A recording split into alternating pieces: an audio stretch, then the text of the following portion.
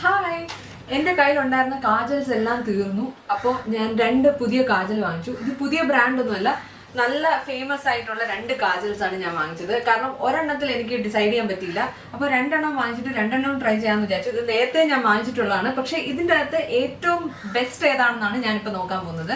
അപ്പോൾ ഫസ്റ്റ് വാങ്ങിച്ചത് മേബിലിന്റെ കൊളോസൽ കാജൽ, എന്താണ് സൂപ്പർ ബ്ലാക്ക് 2x ഒക്കെയാണ്. ഇത് രണ്ടും അഫോർഡബിൾ ആണ്. പ്ലമ്മിന്റെ ഐ സ്വെയർ ബൈ എന്ന് പറയുന്ന ഈ ഒരു കാജൽ, ഇത് രണ്ടും എനിക്ക് പണ്ട് യൂസ് ചെയ്തിട്ട് ഇഷ്ടപ്പെട്ടത് തന്നെയാണ്. പക്ഷെ ഇതിൻ്റെ അകത്ത് എനിക്കിപ്പോ യൂസ് ചെയ്യുമ്പോൾ ഏറ്റവും ഇഷ്ടപ്പെട്ടത് ഏതാണെന്നാണ് നമ്മൾ ഇന്ന് നോക്കാൻ പോകുന്നത്. So let's move to the video. So ആദ്യം ഞാൻ ഈ കൊളോസൽ കാജൽ ആണ് യൂസ് ചെയ്യാൻ പോകുന്നത്. രണ്ടും ട്വിസ്റ്റ് അപ്പ് ഫോമിലാണ് വരുന്നത്. ഞാൻ ഇതിന് മുന്നേ 2-3 പ്രാവശ്യം പെൻസിൽ ഫോമിൽ വാങ്ങിച്ചു. റെനയുടെ മിഡ് നൈറ്റ് കോലും പിന്നെ ലാക്മെ അബ്സല്യൂട്ട് കോലും ഒക്കെ. അത് പക്ഷേ ഷാർപ്പൺ ചെയ്ത് കുറച്ച് നാൾ കഴിയുമ്പോഴത്തേന് അതിൻ്റെ അകത്തുള്ള ആ ഒരു ലെഡ് പോലത്തെ സാധനമില്ലേ, അത് ഇനി ഇളകി പോവാണ്. അതുകൊണ്ടാണ് ഞാൻ ട്വിസ്റ്റ് അപ്പ് കാജൽ തന്നെ വാങ്ങിക്കാമെന്ന് വിചാരിച്ചത്. സോ ഇതാണ് മേബിലിന്റെ കൊളോസൽ കാജൽ. നമുക്ക് ഇത് ആദ്യം ട്രൈ ചെയ്ത് നോക്കാം.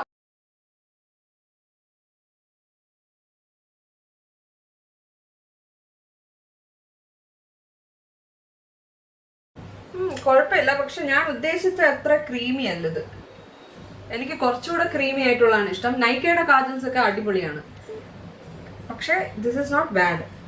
അത്യാവശ്യം കളർ പേ ഓഫ് ഉണ്ട്. ഇനി ലൈനർ ആയിട്ടൂടെ യൂസ് ചെയ്ത് നോക്കാം.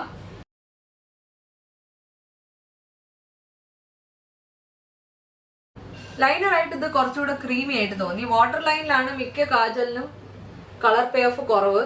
അതാണ് ഞാൻ ടെസ്റ്റ് ചെയ്യാൻ ഉദ്ദേശിച്ചതും.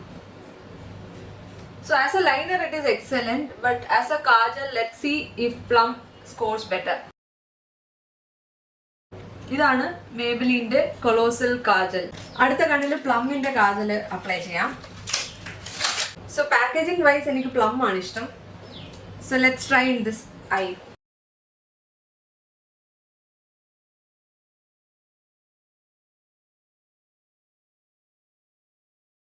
സോ പ്ലമ്മിന്റെ കാജലും ഏകദേശം അതേപോലെ തന്നെയാണ്. Nothing great. ഞാൻ വിചാരിച്ചത് മേബിലിനെ കാട്ടി കുറച്ചുകൂടെ നന്നായിട്ട് പ്ലം ക്രീമി ആയിരിക്കും എന്നാണ്, പക്ഷേ ഇറ്റ്സ് ഓൾമോസ്റ്റ് സെയിം. ഇപ്പൊ ഒരു 3 സ്വൈപ്പിൽ ഇതാണ് ഉള്ളത്.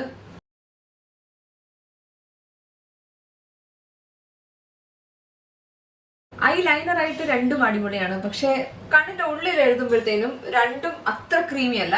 പാക്കേജിംഗ് വൈസ് പ്ലമ്മിന്റെ ഈ ഒരു ലാവൻഡർ ഷെയ്ഡ് എനിക്ക് കുറച്ചുകൂടി ഇഷ്ടമാണ്.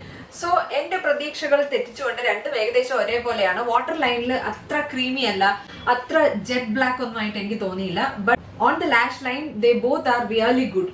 സോ നിങ്ങൾക്ക് ഇതിലും ബെറ്റർ ആയിട്ട് ഏതെങ്കിലും കാജൽ തോന്നിയിട്ടുണ്ടെങ്കിൽ അത് ഷെയർ ചെയ്യുക. ഞാൻ അതും ട്രൈ ചെയ്ത് നോക്കാം. Take care and bye bye.